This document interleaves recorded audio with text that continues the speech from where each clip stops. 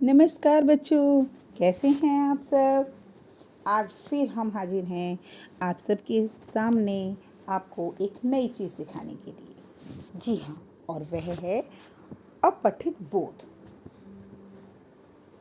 आपको पता है अपठित बोध क्या होता है? जी हाँ, आपके पाठ्यक्रम में पठित और अपठित दो शब्दों का समावेश है। अब पठित क्या होता है? जो हमने पढ़ लिया, ठीक है, और अपठित जो हमने नहीं पढ़ा। अब इससे संबंधित जो प्रश्न होता है वह यह होता है कि आपको एक गद्य अथवा पद्य, अब अगर गद्यांश है तो गद्य है ना, और पद्यांश यानी कविता का कोई पार्ट है, कविता का कोई भाग है तो पद्य। यानी कि कहने का तात्पर्य यह है कि आपको एक पैराग्राफ दिया जाता है या एक कविता का एक भाग दिया जाता है और फिर उसी में से कुछ प्रश्न आपसे पूछे जाते हैं।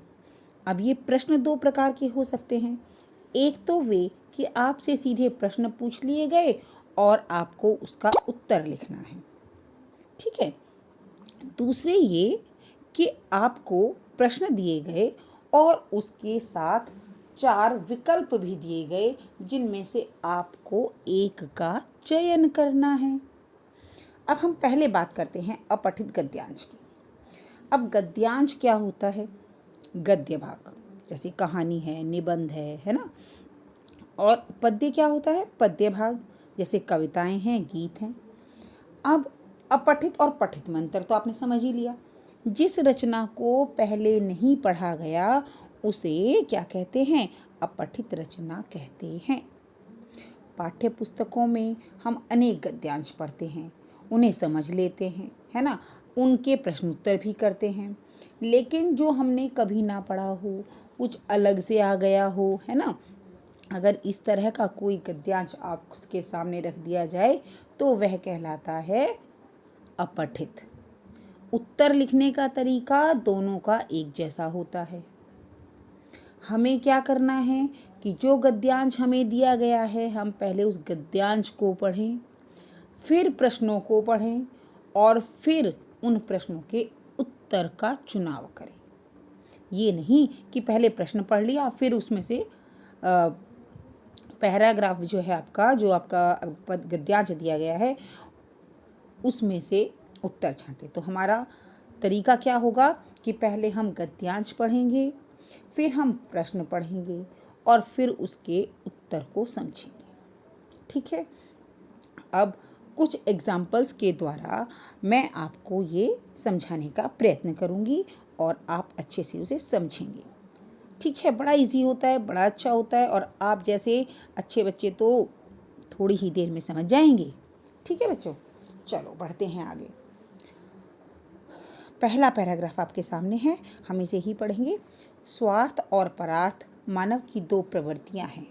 हम अधिकतर सभी कार्य अपने लिए करते हैं, पर के लिए सर्वस्व, यहाँ जो पर है वो दूसरे के लिए है, इसका अर्थ है दूसरे, पर के लिए सर्वस्व बलिदान करना ही सच्ची मानवता है। यही धर्म है, यही पुण्य है, यही परोपकार है। प्रकृति हमें निरंतर परोपकार का संदेश देती है। नदी दूसरों के लिए बहती है। वृक्ष मनुष्य को छाया तथा फल देने के लिए ही धूप, आंधी, वर्षा और तूफानों के जल के रूप में अपना सब कुछ बलिदान कर देते हैं, ठीक है। देखिए ये छोटा सा गद्यांश, ये हमारी पुस्तक का तो नहीं, तो ये कौन सा हुआ? जी, अपठित गद्यांश। और अगर ये हमारी पुस्तक से होता तो ये होता पठित गद्यांश, ठीक है। पहला प्रश्न, सच्ची मानवता क्या है? अब सच्ची मानवता क्या है, इसका उत्तर हमें अपने गद्यांश से ही ढूंढना है। तो सच्ची मानवता, देखिए आप दूसरी लाइन में देखिए, पर अभी मैंने आपको बताया कि पर का मतलब होता है दूसरों के लिए, कि पर के लिए सर्वस्व बलिदान करना ही सच्ची मानवता है। तो इसे हम सही शब्दों में ऐसे भी लिख सकते हैं पूरी पंक्ति को, और हम अपने शब्दों में भी लिख सकते हैं कि दूसरों के लिए अपना सब कुछ समर्पित कर देना सच्ची मानवता है। स्पष्ट है? दूसरा, वृक्ष हमें परोपकार का संदेश कैसे देते हैं? वृक्ष मनुष्य को छाया, फल देने के लिए स्वयं धूप, आंधी, वर्षा और तूफानों को सहन करते हैं। इन सब दुखों को सहन करके भी वो मनुष्य को अच्छी चीज़ें ही प्रदान करते हैं। ठीक है, अगला प्रश्न देखिए। मनुष्य की दो प्रमुख प्रवृत्तियां कौन सी हैं?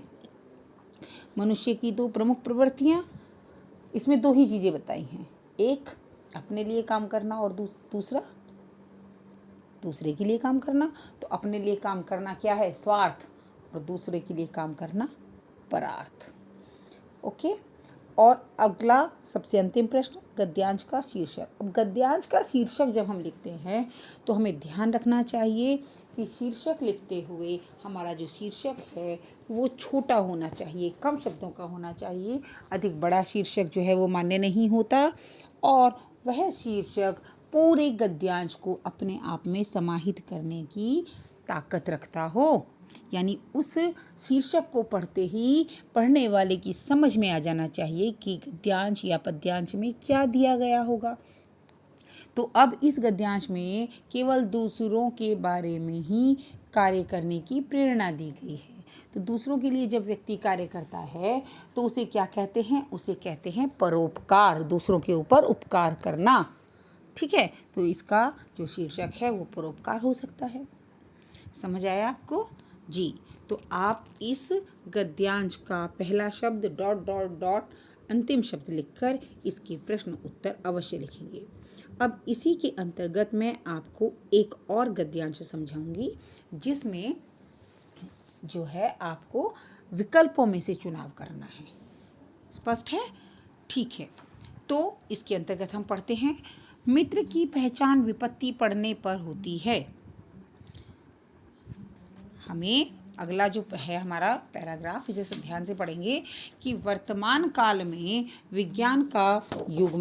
वर्तमान काल को विज्ञान का युग माना जाता है। समाचार पत्रों के अतिरिक्त रेडियो और टेलीविज़न भी विज्ञापन के सफल साधन हैं। विज्ञापन का मूल उद्देश्य उत्पादक और उपभोक्ता में सीधा संपर्क स्थापित करना होता है। इसके साथ आगे क्या है? जितना अधिक विज्ञापन किसी वस्तु का होगा उतनी ही उसकी लोकप्रियता बढ़ेगी। इन विज्ञापनों पर तो धन अधिक व्यय होता है, पर इससे बिक्री जो है वह बढ़ जाती है।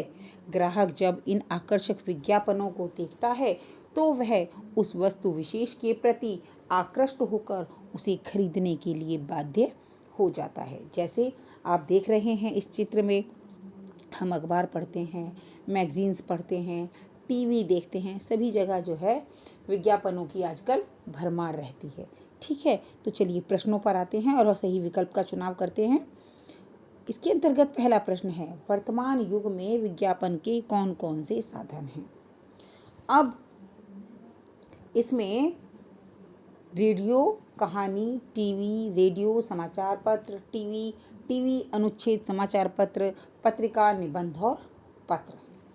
अब पहला है रेडियो, कहानी और टीवी। देखिए, रेडियो और टीवी तो समझ में आता है, लेकिन कहानी में विज्ञापन। ब पे आइए, रेडियो, समाचार पत्र और टीवी, तीनों में ही हमें विज्ञापन देखने को मिलते हैं। तीसरे में अनुच्छेद में हमें विज्ञापन नहीं मिलते, और निबंध में भी हमें जो विज्ञापन है वो नहीं मिलते, पत्र में हमें विज्ञापन नहीं मिलते। तो सही उत्तर क्या हुआ? जी, ब पार्ट सही उत्तर है। ब, रेडियो, समाचार पत्र और टीवी। आगे बढ़ें। वर्तमान काल को किसका युग माना जाता है? दूरदर्शन का, शिक्षा का, विज्ञान का या बिजली का? अब दूरदर्शन हो या बिजली हो, शिक्षा तो प्राचीन काल से रही है। दोनों ही चीज़ें किसका वरदान है? विज्ञान का। तो आधुनिक युग किसका हुआ? विज्ञान का। और ये ऊपर भी लिखा हुआ है पहली लाइन में कि विज्ञान का युग माना जाता है। अधिक विज्ञापन से वस्तु का क्या बढ़ता है? भाई आप जो है लास्ट थर्ड लाइन में देखें कि इससे बिक्री बढ़ जाती है, और बिक्री का मतलब है गुणवत्ता तो नहीं बढ़ सकती ना विज्ञापन से। ठीक है, लोकप्रियता बढ़ जाती है। यह आप कह सकते हैं कि वस्तु की लोकप्रियता बढ़ जाती है। अब जब लोकप्रियता बढ़ती है तो उससे क्या बढ़ता है? जब लोकप्रिय, सोचिए ज़रा एक बार कि उससे उसकी कीमत बढ़ जाती है जी, तो उसकी कीमत जो है वो बढ़ जाती है। आगे चलें। विज्ञापनों पर अधिक व्यय क्या होता है? धन, बुद्धि, मेहनत, मस्ती की सबसे अधिक क्या बढ़ता है? देखिए इसकी लास्ट थर्ड लाइन में देखिए, इन विज्ञापनों पर धन का तो अधिक व्यय होता है, तो इसका उत्तर क्या हुआ? धन। ठीक है, तो इस प्रकार हमने सही उत्तर का चयन किया और सही उत्तर का चयन करके ही हम पूर्ण मार्क्स ला सकते हैं। और उसके लिए ज़रूरी है कि हम पूर्ण गद्यांश को ध्यानपूर्वक पढ़ें। इसी विषय के अंतर्गत इसके अगले भाग में हम पढ़ेंगे पद्यांश। ओके, तो पद्यांश को पढ़ेंगे। तब तक आप ये दोनों जो गद्यांश हैं अपनी अभ्यास पुस्तिका में करेंगे। पूरे गद्यांश को आपको लिखने की कोई आवश्यकता नहीं है। पहला शब्द लिखेंगे डॉट डॉट करके, लास्ट शब्द लिखकर सिर्फ प्रश्न और उत्तर दोनों लिखने हैं। ठीक है, और ऊपर डालेंगे अपठित गद्यांश। आज की कक्षा में इतना ही। धन्यवाद।